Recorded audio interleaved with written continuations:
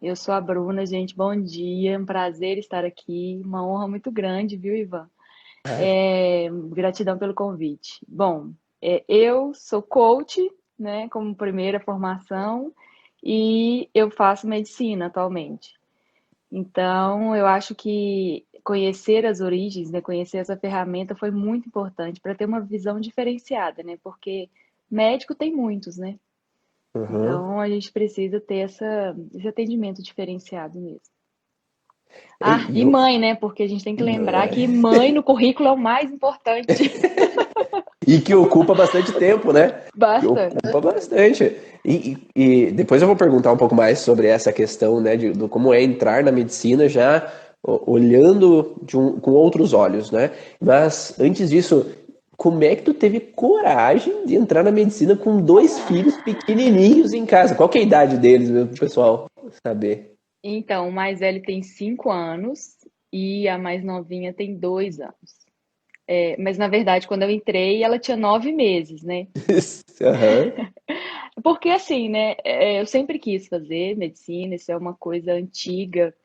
E, bom, o Ivan ainda vai descobrir, tá, gente? Qual que é o motivo. E aí eu resolvi, chegou na hora que eu tinha que entrar e comecei a fazer vestibular. Só que eu pensei que ia demorar. Mas não, né? As nossas energias vibram pra gente. E aí eu passei quando ela tinha 9 meses e falei, vamos encarar, né? Porque não é todo dia que a gente passa em medicina. E comecei, estamos Exatamente. aí. É claro que tem a ajuda do mozão, né? Aí também, Lógico, né? A né? É gente tem um claro. apoio assim, absurdo, né? Com certeza. Se não fosse meu apoio, meu marido, com certeza não teria como fazer tudo isso, porque ele me apoia muito, tanto em conquistar esse sonho mesmo, né? E também em ajudar com as crianças, né? Em compartilhar dessa vida de família mesmo. Mas é possível estudar tendo dois filhos. É possível, né, fazer, né? É Tem gente que às vezes possível. tem gente que fala que não é impossível isso, não tem como eu estudar, eu não vou entrar num curso assim pra. Como é que eu vou entrar agora? Mas é possível, né? É muito possível e, claro, a gente tem que ter organização, né? Aí valem muito as ferramentas de coach, né? Que auxilia demais a organização, porque, claro, é desafiante, é sim, eu tenho um tempo mais reduzido. Então, a gente aproveita para estudar em cada segundo, milissegundo que tem, né? E aproveitar ao máximo. E eu acho que todas essas ferramentas ajudaram bastante você estar onde você está nesse momento, né? E te deram aquele processo, né? Quando a gente tem a nossa missão, quando a gente tem os nossos sonhos, quando tem nossas projeções, né? Que é principalmente antes de tudo, acho que é ajudar pessoas, né? A gente que entra na área da saúde vai para auxiliar aos outros, a gente se doa para os outros, a gente se entrega para que o outro fique bem. Né? E quando a gente entra na área da saúde, é uma grande missão mesmo de auxiliar outras pessoas que estão ao nosso redor e pessoas que vêm nos procurar também. Né? Então, acho que isso, quando a gente não desiste da nossa missão, a gente vive com mais felicidade, reluzindo mais energia, né? A gente ilumina o que está ao nosso redor para que as coisas tendam a fluir, né? Se a gente faz com mau gosto, tudo bagunça, né? Os filhos vão ficar brigando e marido vai estar estressado, a esposa vai estar estressada, vai estar sempre uma bagunça dentro de casa. E quando a gente faz com amor aquilo, a gente consegue transmitir amor tanto no que a gente está fazendo quanto lá dentro também, não é? Sem dúvida. E isso foi uma das ferramentas de terapia mesmo, né? Que eu acabei voltando para a medicina justamente de reencontrar, de pensar na missão, de pensar que eu estava aqui para fazer uma coisa maior do que eu estava fazendo naquele momento, né? E tinha a ver muito a ver com pessoas, né? A nossa missão tem que estar relacionada com pessoas. Eu acredito muito nisso. Com certeza. E me diz uma coisa, então. Você fez o coach, primeiramente, né? Você vem de uma empresária, né? Sim.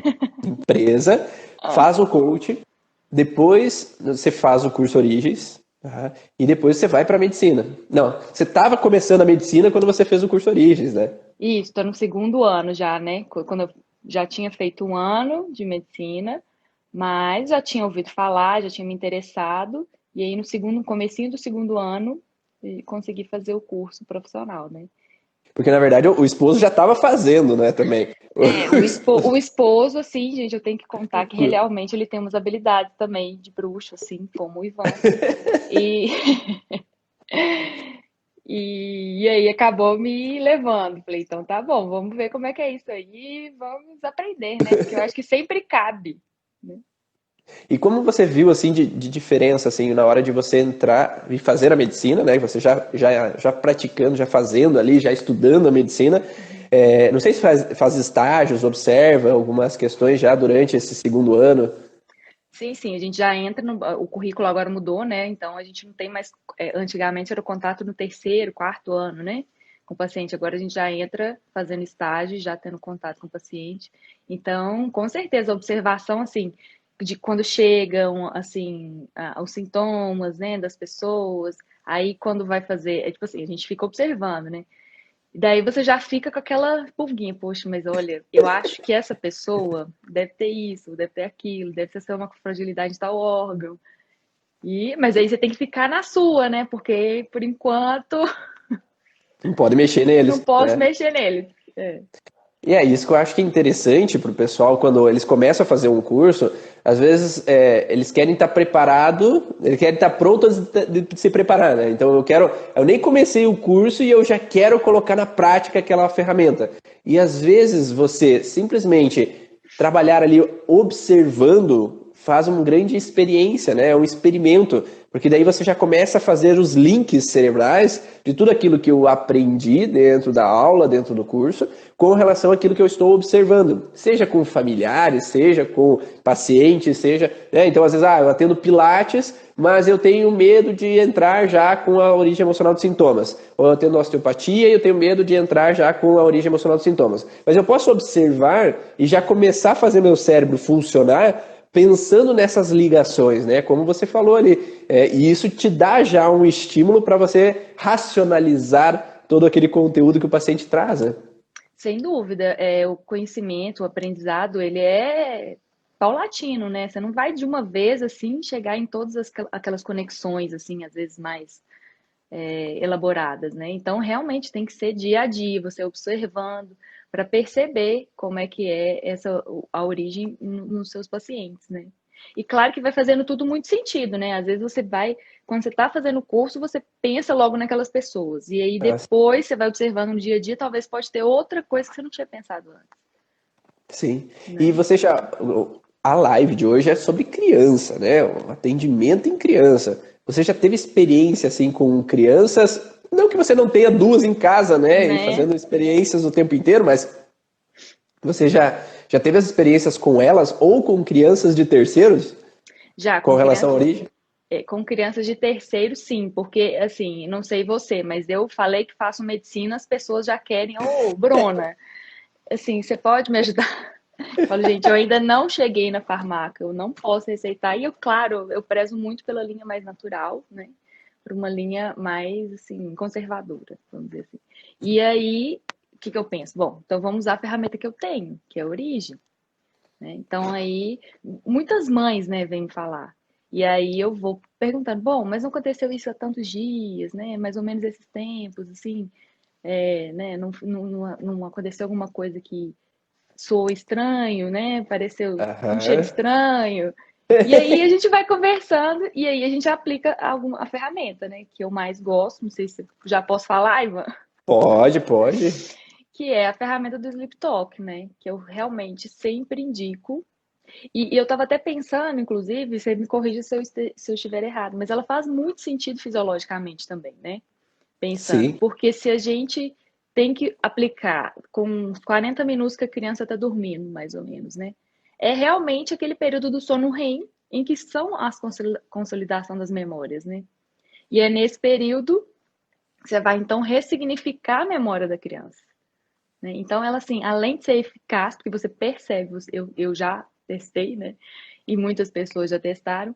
Então a gente sabe que funciona e fisiologicamente também funciona. Porque assim, né, a pessoa que faz medicina, tudo dela é evidência, né, gente? Então é bom assim você saber que realmente tá. E, e o objetivo cada vez mais, dentro do curso Origens, é esse link entre artigos científicos, né, o que é realmente comprovado e observado em longo grau, né, de vários profissionais, e o que funciona na prática. Sim. Porque nós sabemos que funciona na prática sendo terapeutas.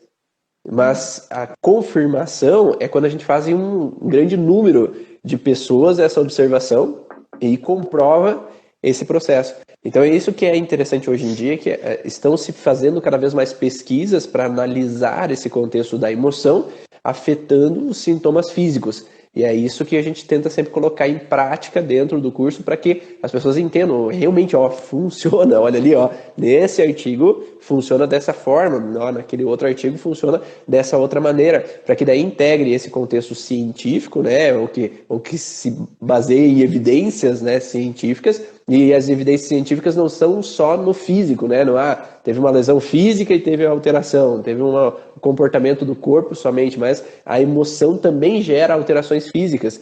Tem algumas pessoas que me perguntam assim, eu fui no médico e ele falou que isso daí é psicológico, porque não apareceu em exame. Mas não é porque é psicológico que não aparece em exame, também aparecem alterações nos exames quando é algo emocional, né? Mas acaba tendo uma visão que a emoção é algo imaginário da cabeça e o físico é uma disfunção que aparece lá no corpo. E não, às vezes o paciente pode ter alterações físicas, né? E ter o contexto emocional que gerou essa alteração física.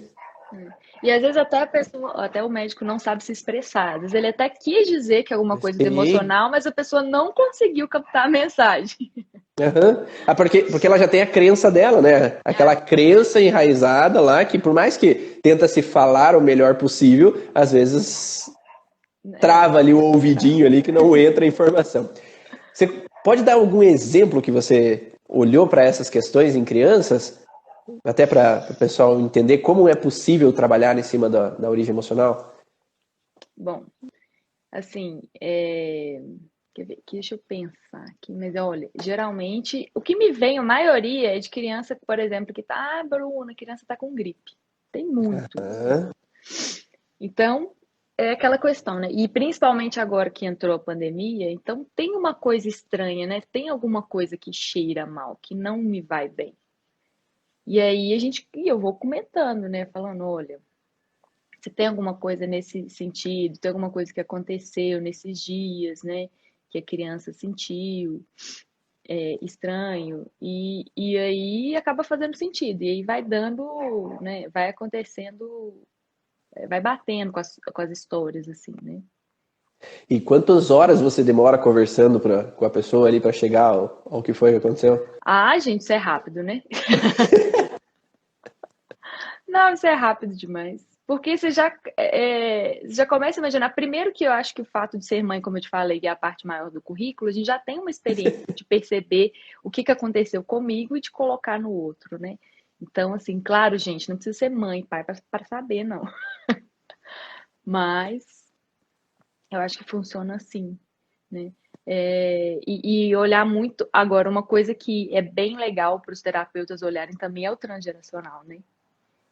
Que é uma coisa que eu acredito, pelo menos nos meus, pega muito. E o que eu ouço também, né, dos outros, dos microfisioterapeutas, eu falo que, gente, eu vou fazer microfisioterapia lá na França, tá? Vocês acham que só vocês Para podem... poder. Para poder... ué, vocês acham que essas bruxarias é só vocês? Não, não. Morro de inveja. Ué, você não falou que teu esposo não tem microfisioterapia, mas ele dá as suas bruxarias de vez em quando, né? Pois é, justamente. Quando eu preciso, ele dá. E ele acerta, tá, gente? Ele acerta. Então não precisa nem somente entrar nesse. Não precisa nem tocar somente, né? Você já está fazendo os teus dons aí só no diálogo com a pessoa, né? Então, e nesse diálogo com essas mães que você tem, você não precisou nem olhar a criança também. Então, é por telefone, né? Por telefone. E aí você vai. Tanto esses dias mesmo, uma amiga me. Posso ligar? Pode. Tá, 1 hora. Gente, é o tempo de um atendimento normal, né? Muitas Uhum. vezes. E aí E a daí, pessoa sai, assim, aliviada e tranquila, né? Que, nossa, não tenho nada demais, não preciso levar ao médico, não preciso ir em pronto-socorro, essas coisas assim. e falando nisso, falando em pronto-socorro, né? Não sei se as minhas. Teve um episódio com das minhas filhas que ela precisou ir no pronto-socorro por causa de uma alergia que como deu uma alergia muito rápida, ela teve um inchaço no rosto muito rápido, porque ela comeu um amendoim de uma certa vez, e a minha esposa levou ela para o hospital por via das dúvidas, né? Só que daí, depois que ela voltou para casa, porque eu estava atendendo, depois que ela voltou para casa, eu olhei o que tinha acontecido, conversamos sobre aquilo que tinha acontecido.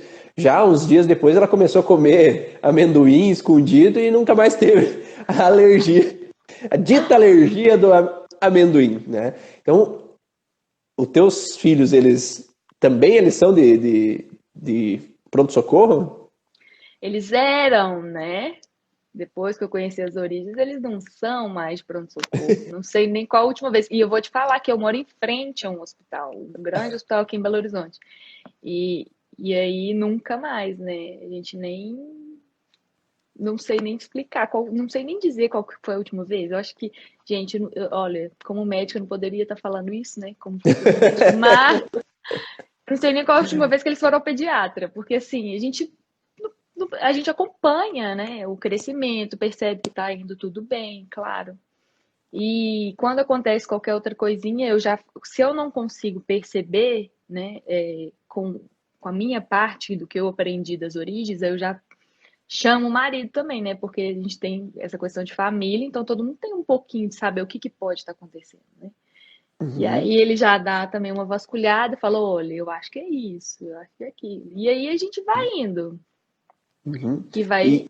E sem usar medicamento. A gente também, né? Eu mesmo e ele, não sei também qual foi a última vez que a gente usou um analgésico. Certo. E aí, com os teus filhos também você usa o Sleep Talk? Sim, uso muito. Mas, assim, vou contar para vocês o que fez mais diferença, que me impactou muito. Eu ainda não conhecia, não tinha feito o curso das origens. E aí, na época, foi o Ivan que conversou comigo sobre o que ele achava que era a questão que o Matheus não conseguia fazer cocô se não fosse na fralda. Ele já tinha sei lá, ele tinha quase 4 anos, não, tinha 3 anos. Ai, gente, já nem sei mais, 4 anos eu acho que ele tinha, porque a Carol já tinha nascido. E aí o Ivan comentou isso, era uma questão transgeracional. Então, daí que eu fui falar com ele no Sleep Talk, que ele não tinha, né, que se preocupar, porque aquele problema não era dele, né, e tudo mais. E aí ele ficou com a minha mãe, isso eu falei com ele, por exemplo, no sábado, conversei com ele à noite, aí no domingo ele estava na casa da minha mãe, ele ficou lá uma semana, mas só que na segunda-feira ele já não fez mais cocô na fralda. Eu lembro do Ricardo me mandando mensagem no dia seguinte, falando que pode ser rápido assim o resultado? Pode ser rápido assim, né? Desde que encontre, né, o processo realmente que originou aquela alteração, é possível ser rápido. Foi fantástico, foi assim, uma coisa inexplicável. Pensa, a criança, porque como a Carol nasceu, ele teve um retrocesso assim, né? De tipo assim, ele já tinha tirado por exemplo, ele fazia xixi normal, mas aí na hora de fazer cocô, eu quero a fralda. Então daí ele ficou uns 6 meses nessa de fazer só na fralda. E aí com uma sacada assim, né? Percepção do Ivan, claro, né? Ivan, mestre. E aí a gente conversou com ele, pronto, melhorou, foi impressionante.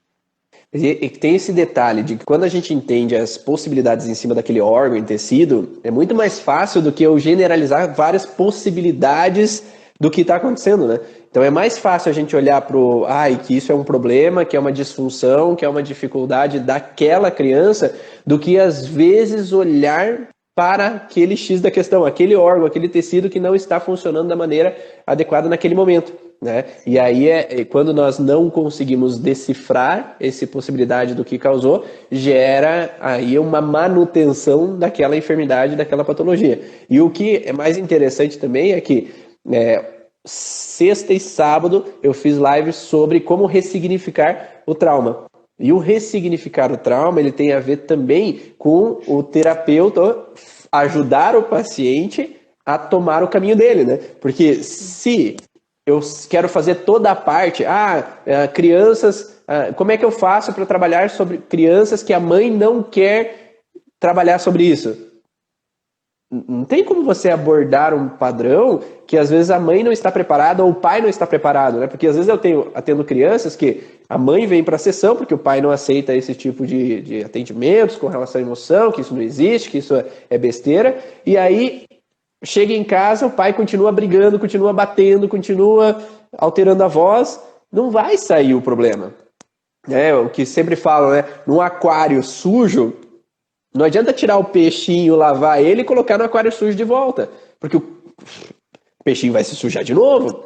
Então é preciso ter esse ambiente em equilíbrio, ter esse ambiente com entendimento. E você e o Ricardo têm um bom entendimento do que é interessante ou não para as crianças. E casal tem desentendimento? Tem coisinhas que acontecem? Sim, é claro, né, gente? Tem. Relacionamentos são assim, né? Acontece. Ninguém é igual, né? Acontece situações, vai ter dias que às vezes acontece estresse no trabalho, vai ter dias que vai ter problemas com a família, vai ter dias, é natural acontecer esse tipo de situações, né? Então, quando é natural, ok, só que vocês sabem que pode vir um sintoma, então você pode antecipar isso, né? Então, o sleep talking ou trabalho com sono REM, né, na criança, é possível nós anteciparmos um padrão do que pode acontecer. Entender, fazendo aquela criança entender. Se você é um observador, você pode olhar a criança e ver, nós brigamos na frente dela. E agora ela vai se incomodar com isso. Então, ou ela já ficou um pouco estranha, ela já ficou quieta, ela paralisou na hora que teve a alteração de voz. Então você já pode notar, isso que eu tento explicar para os pacientes, porque o objetivo do terapeuta é não trazer pacientes que são, sei lá, dependentes, né? A gente não é pai dos nossos pacientes, a gente não é mãe dos nossos pacientes. A gente não está aqui sempre para, vem aqui no colinho aqui, que eu vou te cuidar de novo. Não, o meu objetivo é dar autonomia aos pacientes, para que eles mesmos possam entender e sair do processo. Porque a partir do momento que eu ensino eles, você pode usar o Sleep Talk, você pode usar o trabalho no sono REM com a criança, desde que possa evitar algum padrão de sintoma. Você não precisa vir aqui no consultório para eu atender, você pode analisar já. Se você sabe que a emoção interfere, se acontece alguma situaçãozinha de um desentendimento em um certo dia, eu recebo uma notícia de um falecimento, e aí entra tudo em desespero e aquela criança no meio daquela muvuca. À noite, eu, às vezes, falo com a minha filha mais velha, com ela acordada mesmo, porque eu sei que ela lida bem, que ela pode, dependendo das questões, né? Então, tem coisas que a gente tem que ponderar, tem coisas que a criança não precisa, né, ser falado, mas eu vou falar com a minha filha à noite, então, hoje aconteceu isso, aquilo, então eu falo primeiro, depois de uns 40 minutos, como a Bruna falou, eu espero ela dormir, dá uma chamadinha, Luísa, ela está dormindo, ela não acordou, e aí eu vou conversar com ela. Algumas pessoas falam em falar no ouvido direito, que o ouvido direito é o captor, né, da informação. Então eu falo com ela sobre o que aconteceu. Eu já tive pacientes, por exemplo, que eu tive que falar para a mãe que, tu tem que falar tudo, se não falar tudo não vai resolver. Né? Por quê? Porque aquela criança ouviu a mãe falando com uma amiga que a mãe estava traindo o pai com outra pessoa. E aquela criança ouviu. Só que aquela criança está com um ponto de interrogação, não está entendendo o que está acontecendo. E está na insegurança, está no alerta.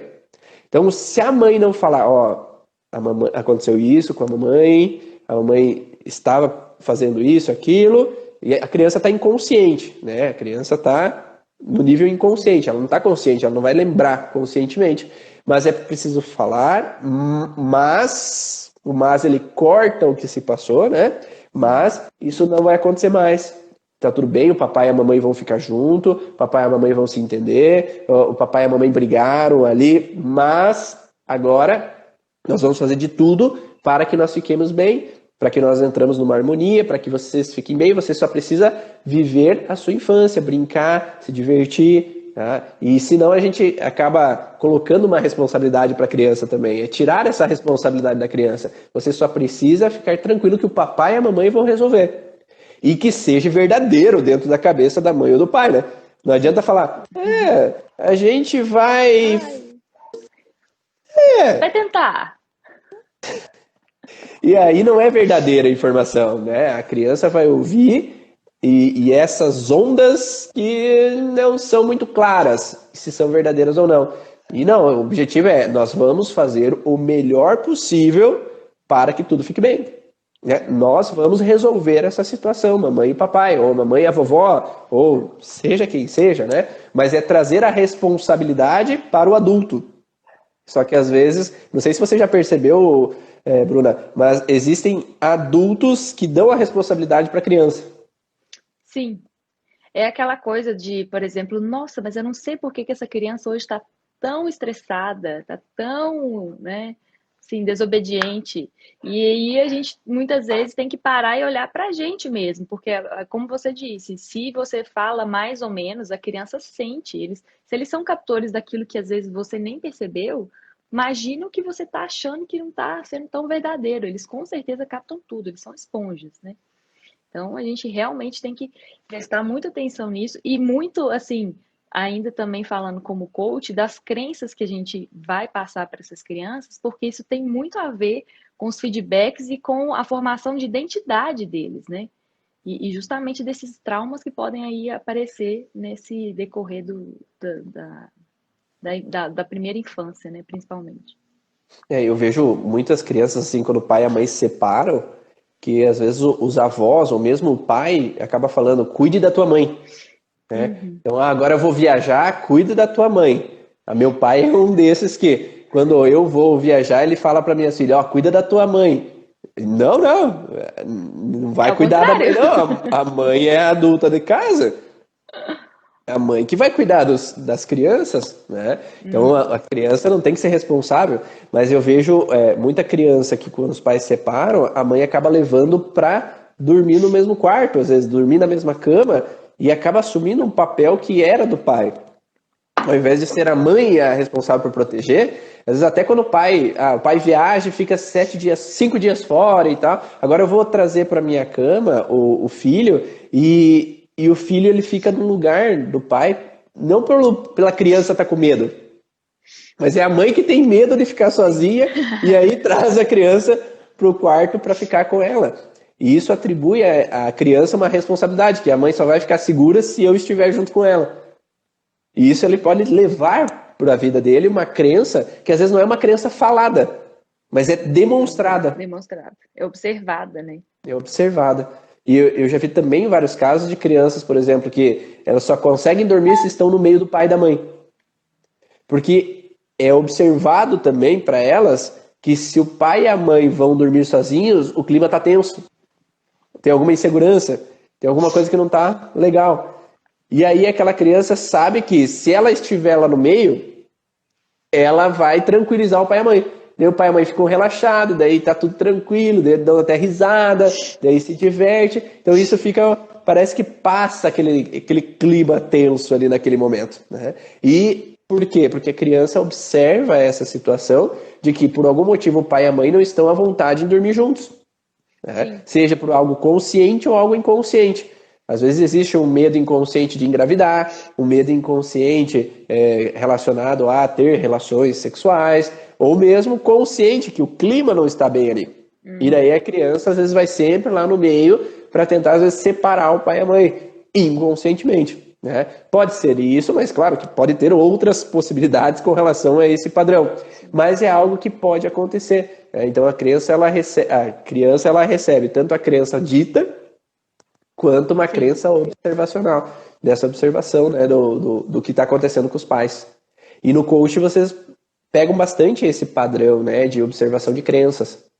Sem dúvida, né? No coach a gente trabalha muito com as crenças, porque os objetivos, às vezes, né? Você chegar no seu sucesso, né? Que é individual, enfim, cada um com as suas metas. Às vezes você não consegue, às vezes a pessoa está fazendo tudo certinho, ela segue todos os passos, mas ela não chega naquilo que ela quer. E aí, quando você vai bater lá, são as crenças limitantes, né? Muitas vezes de ouvir os pais falarem, ou mesmo de observarem, como você mesmo disse, né?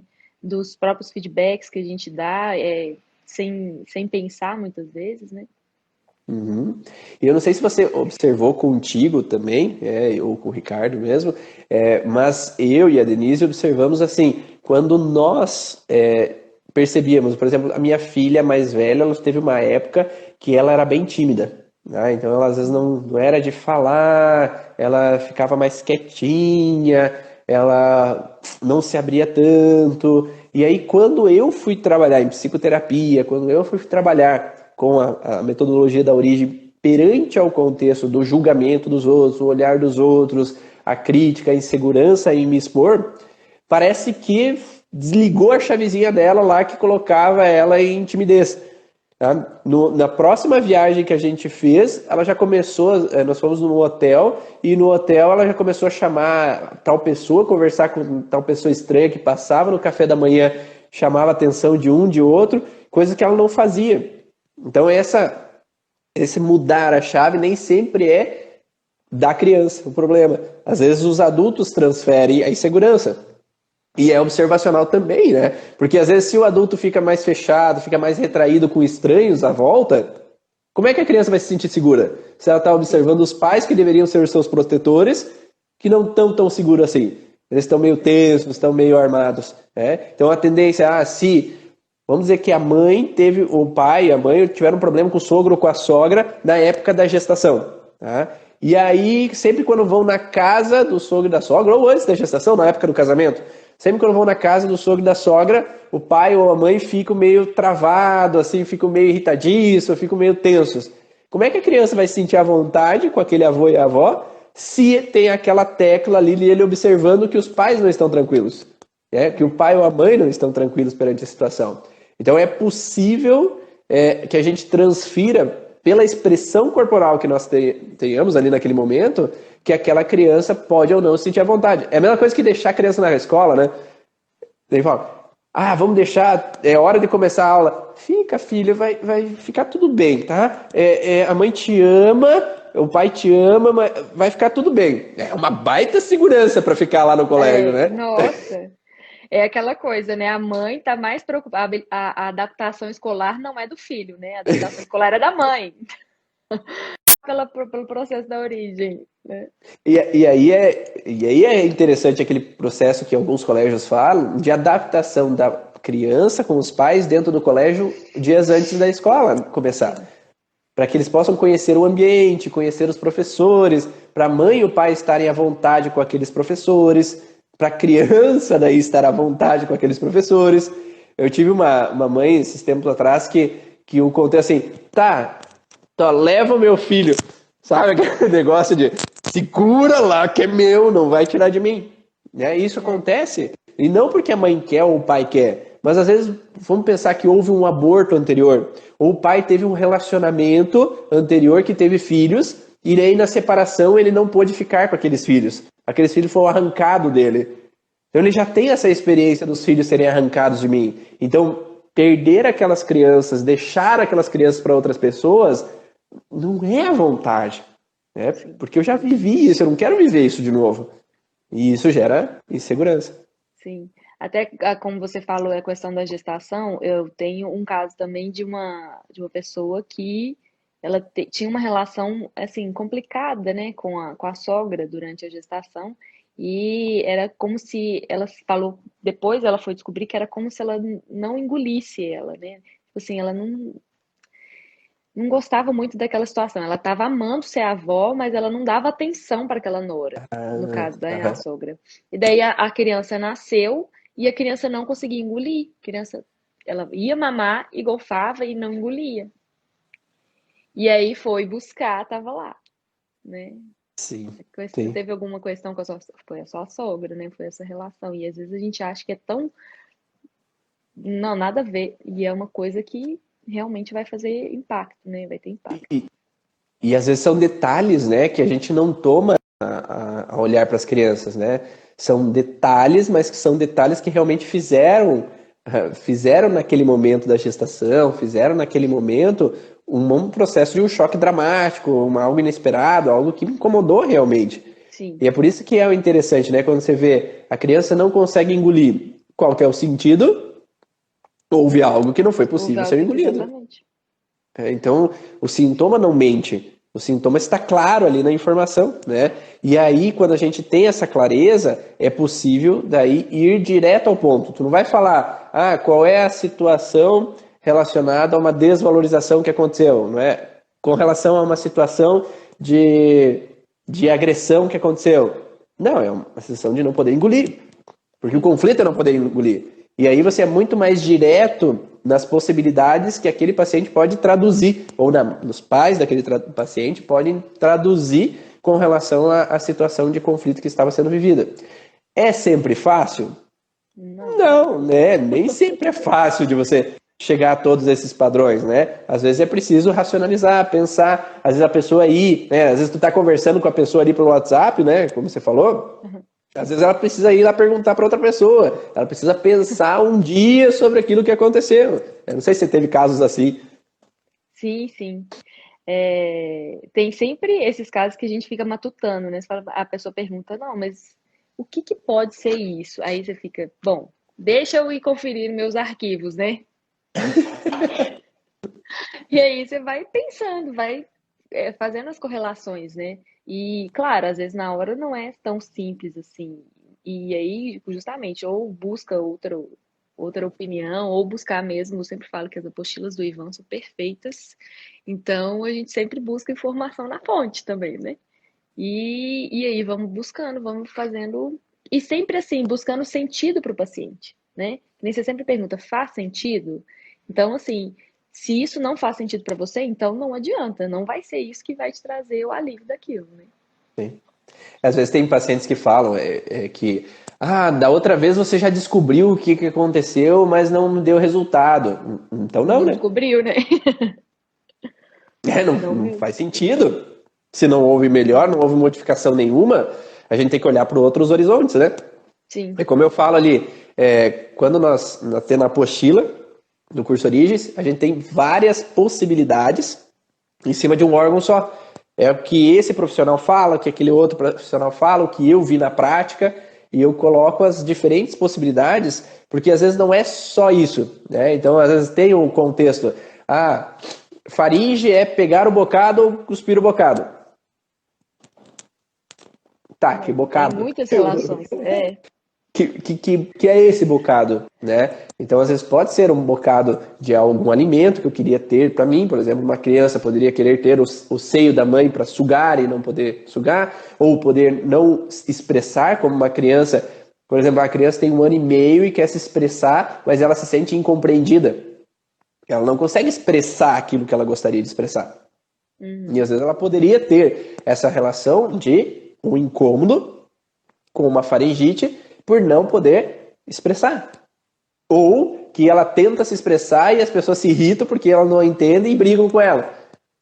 Porque eu não devo me expressar, porque quando eu tento me expressar eu sou criticado, né? Então eu sou agredido verbalmente. Então eu posso ter uma sensação de dificuldade em poder me expressar com relação àquela situação. E aí vão trazendo bloqueios e alterações, né? Faz sentido para vocês que estão assistindo aí essas informações? Está dando para entender essa relação? Se tiverem alguma dúvida, vocês vão colocando. Eu abri agora para comentários. Manda, Bruno. Eu vou aproveitar porque eu vi um comentário antes perguntando que eu esqueci de contar qual que é a origem, né, da questão do Matheus, da fralda, que foi bem, né, impactante. Foi a questão era segredo, né? A questão do intestino era um segredo. E estava relacionado com a minha bisavó, que aos 21 anos aconteceu alguma coisa. Eu não sei exatamente se foi com essa idade, mas a minha bisavó, ela cometeu suicídio. E isso é um tabu, né? Então, as pessoas não falam, né? Ficou isso escondido por muitos anos. A minha mãe foi descobrir quando ela já era adulta.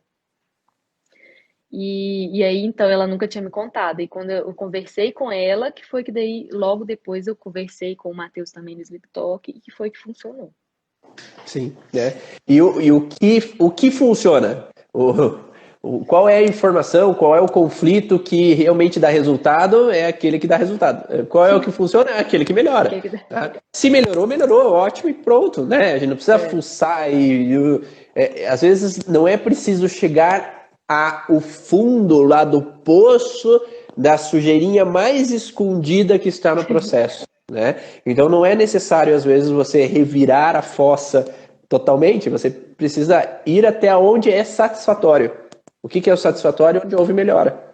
Tá? Porque às vezes naquele momento o que precisa é chegar ao entendimento e aquela criança sair daquele processo do que está acontecendo, do que se foi vivido ali naquele momento, que trouxe às vezes algo de errado, algo de segredo, algo de frustração, mas o objetivo é só tirar dela aquele processo. Isso foi a tua trisavó que viveu. Isso não é algo da nossa vida, isso não é algo da nossa história, né? Veio lá de trás, mas não é porque ela viveu que nós estamos vivendo a mesma coisa. Né? Para que fique claro para aquela criança que aquilo já passou.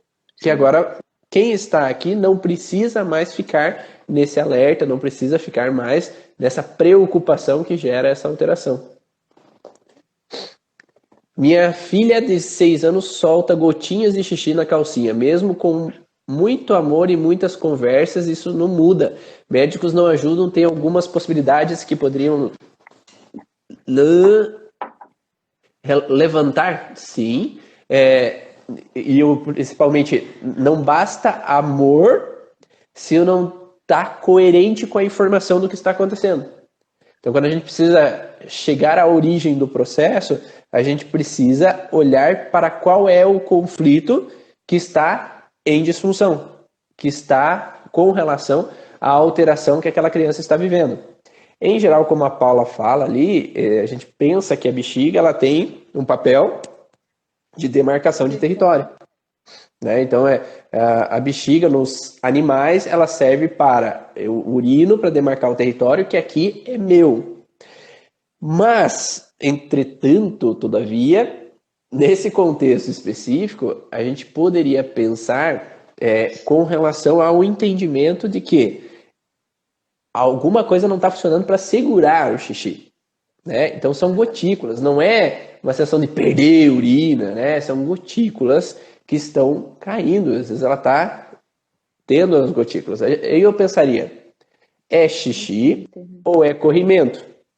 Então teria que ter essa base, se é um corrimento vaginal ou é o xixi mesmo, é uma perda de urina. Se for, daí, como a Bruna falou, a gente pensaria no esfíncter urinário. Qual esfíncter? O esfíncter externo ele é controlável, né? Então ele é aquele que a gente controla, ele é ectodérmico. O esfíncter interno ele não é controlável. Então esse esfíncter externo está relacionado já àquilo que vai inconscientemente controlar a saída do xixi. Só que se esse esfíncter não está com a contração eficiente, ou eu posso ter uma incontinência completa e às vezes eu não consegui segurar nada, ou eu posso ter uma pequena dificuldade que possa às vezes, talvez, escapar algumas gotículas. E essas gotículas podem estar relacionadas, então, a essa sensação de que talvez dentro do meu território eu possa não estar sendo eficiente, porque a musculatura serve para ser capaz de, tá? Então eu me sinto incapaz, ou não me sinto apto a delimitar meu território, tá? Ou eu não consegui segurar alguém do meu território, então eu posso ter perdido alguém do meu território. Então a musculatura serve para segurar, então ou ser capaz de segurar meu território, de demarcar meu território. Então eu pensaria também nessa possibilidade de que alguém foi embora, mas tem que ser, em geral, quando há um conflito da musculatura, às vezes a parte motora, né, que é a inervação motora, ela está fragilizada ao mesmo tempo. E se ela perde sem sentir ou perde com sentir? Então, às vezes eu posso estar perdendo um pouquinho de gotícula sentindo, ou posso perder um pouco de gotícula sem sentir. E o sem sentir que eu estou perdendo pode ter uma camada sensorial fragilizada também. Então eu não sinto uma pessoa que foi embora, então eu tenho uma separação com uma sensação de ação incapaz de poder reter aquela pessoa para perto de mim. Então segurar aquilo. Ou eu posso ter feito, porque o conflito principal eu não fui eficiente em segurar o xixi. Esse é o conflito principal, onde eu fui recriminado, eu apanhei porque eu perdi a urina, ou na frente na sala de aula eu perdi a urina quando eu ainda não era capaz de controlar, por exemplo, sem fralda, e aí eu perdi a urina e eu fui recriminado, tiraram sarro de mim. Então eu posso ter um conflito relacionado à incapacidade de reter a urina. Então pode ser algo real ou algo simbólico ali nesse contexto. Era até isso que eu ia perguntar. Essa questão pode acontecer muito com a chegada do segundo filho, né? Tem muita relação, né, de perder a mãe. Perder a mãe, né, gente? É o meu território, meu colo, meu espaço. Ou eu não tenho mais meu território, porque às vezes antes eu gritava, fazia bagunça, e agora tá dormindo, outro. Então não tenho mais meu espaço, não tenho mais a informação, né? Então isso eu posso traduzir de diferentes maneiras, mas tem que chegar, cada um é único e a gente tem um passo a passo de perguntas que tem que ser feitas para chegar ao padrão do que aconteceu, né? Como a gente chegou às perguntas lá corretas para chegar na Bruna, lá no transgeracional da Bruna? Então existem diferentes formas de chegar no transgeracional.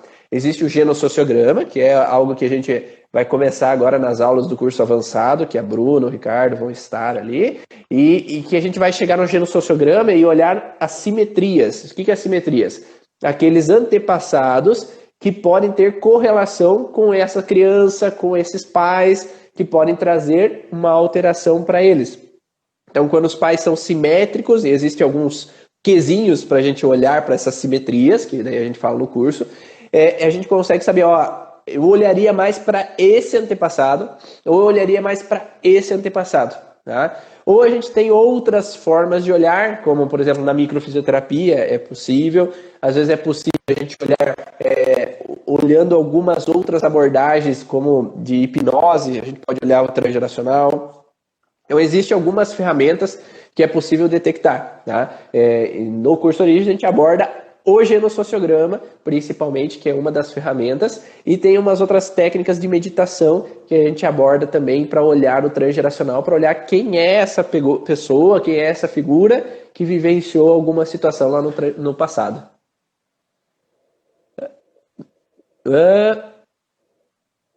Grata me aliviou muito, pois estava travada em algo que descobri no transgeracional e não queria ir a fundo. Entendi agora que não precisa chegar só olhar.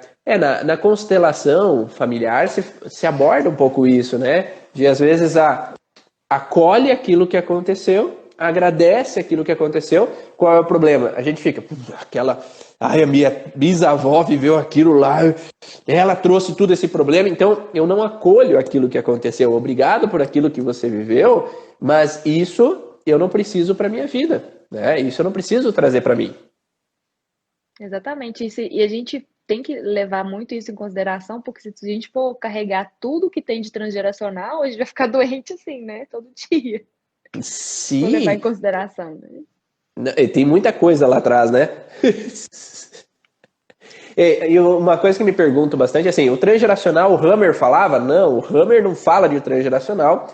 Dentro do curso de origem, eu observei durante esses 13 anos de atendimentos que eu não posso ensinar algo sem mostrar o transgeracional, porque o transgeracional é algo inteiramente importante, porque houveram outros profissionais que abordaram o transgeracional e hoje a gente consegue fundir os dois. O que o Hammer colocava junto com o transgeracional e ver que não é só o que eu vivi, o que a Bruna viveu na vida dela, que pode ser traduzido com relação à origem emocional dos sintomas. Às vezes aquilo que o meu antepassado viveu, se ele viveu, ele vai viver da mesma forma do que se eu olhasse para mim. Então ele viveu aquele conflito de bexiga dessa mesma maneira. Ele viveu aquele conflito financeiro daquela mesma maneira, por isso aquele órgão foi fragilizado e trouxe, então, para mim essa fragilidade. Então é possível trazer esse padrão, né, do transgeracional com relação à origem, mas eu acho que o Hammer tinha tanta coisa para olhar que às vezes olhar mais o transgeracional daí já é demais, né? Então ele fez, deu clareza a muitas coisas, muitas informações, tá? E ele preferia olhar para o hoje. E isso dava muito resultado para ele olhando para o hoje. E tudo bem, né? Cada um veio para olhar para algum lugar. Eu acho que no curso Origens, já que a gente já recebeu isso mastigado ali das leis biológicas, é possível a gente integrar com algumas outras questões. E no caso da retenção, não consegue fazer xixi. Geralmente a retenção está relacionada também a um conflito de esfíncter, mas em fase ativa de estresse, né? Enquanto eu me mantenho em fase ativa de estresse, o esfíncter ele permanece em contração. Tá? Ele permanece em tensão. Então é a mesma coisa aqui, por exemplo, eu quando vou viajar eu não consigo fazer o número 2 no hotel, fora de casa, porque o cérebro entende que fora de casa eu estou em perigo, eu estou em estresse. Enquanto eu estou em estresse, o esfíncter trava. E às vezes não é nem um problema do esfíncter. O problema é que a pessoa se percebe que fora de casa ela está em alerta. E essa hipersimpaticotonia, ela faz com que todos os tecidos que em hipersimpaticotonia eles tendem a permanecer, ou em contração, isso, aquilo, eles acabam entrando num processo que ele não relaxa para que eu possa evacuar. E é a mesma coisa da bexiga. Então eu já tive homens que eu atendi que eles não conseguiam fazer xixi em mictórios, por exemplo, quando tinham outros homens. Né?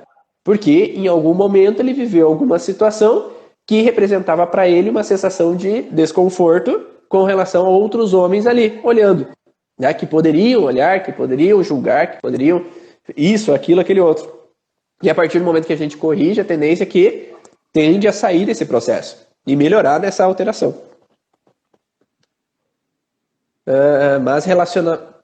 Mas relacionamento comigo, após a parto cesárea da segunda filha, também tenho que ir ao banheiro mais vezes pulando corda, por exemplo.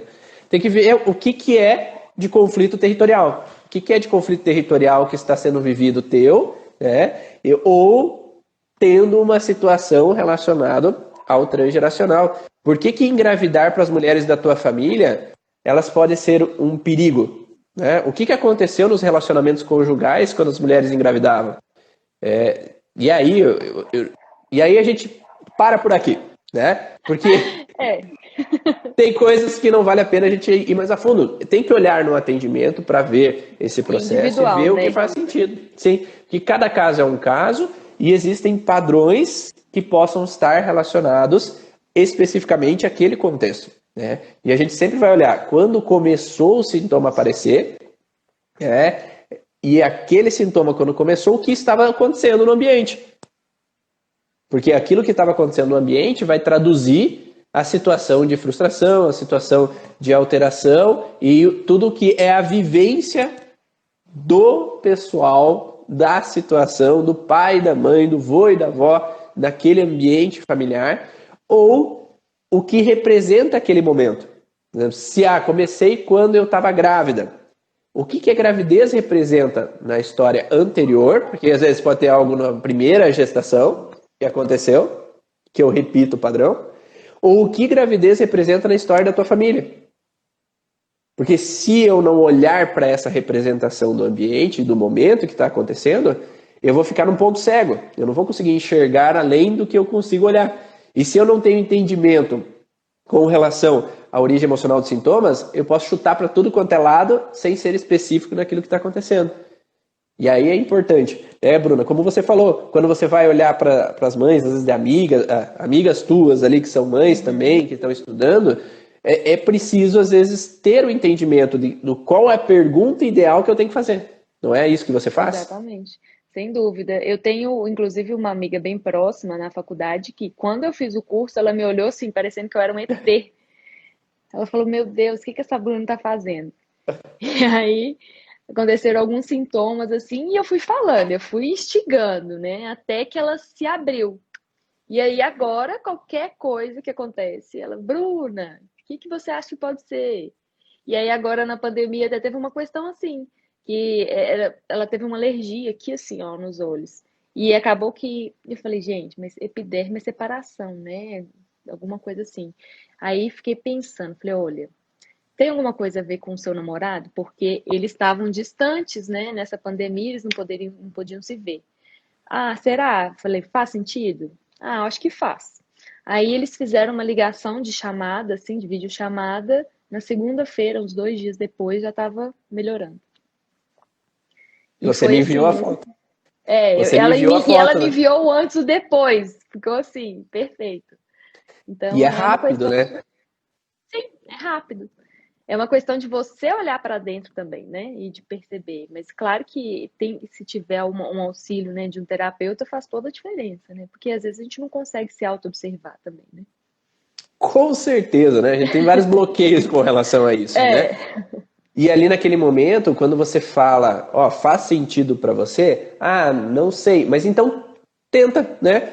Porque você só vai saber se vai dar resultado se você fizer o contrário do que tu tá fazendo e que não tá funcionando, né? Exatamente. Se eu tô assim e não tá funcionando, por que eu não posso mudar então, fazer um teste de outra forma para ver se muda? Né? Porque é só sabendo na prática que tu vai saber se aquilo vai melhorar. Naquele momento, aquela alergia, e a alergia logo abaixo do olho, o que a Bruna ia pensar? Tem uma alergia logo abaixo do olho. É o olho, não é na orelha, não é no umbigo, não é em outro lugar, é ali. Então, se tem naquele lugar, talvez tenha uma representação com que eu perdi alguém de vista. Eu não estou mais podendo ver. Exatamente. E aí gera talvez a fragilidade, né? E a pandemia vai nos trazer vários sintomas, já está nos trazendo vários sintomas aí, né, para o público em geral. Então, quando a gente entende essa relação e consegue acalentar, né, porque um dos padrões principais quando nós falamos aí pais, filhos, é que às vezes a gente precisa dar segurança aos pais para que as crianças fiquem bem.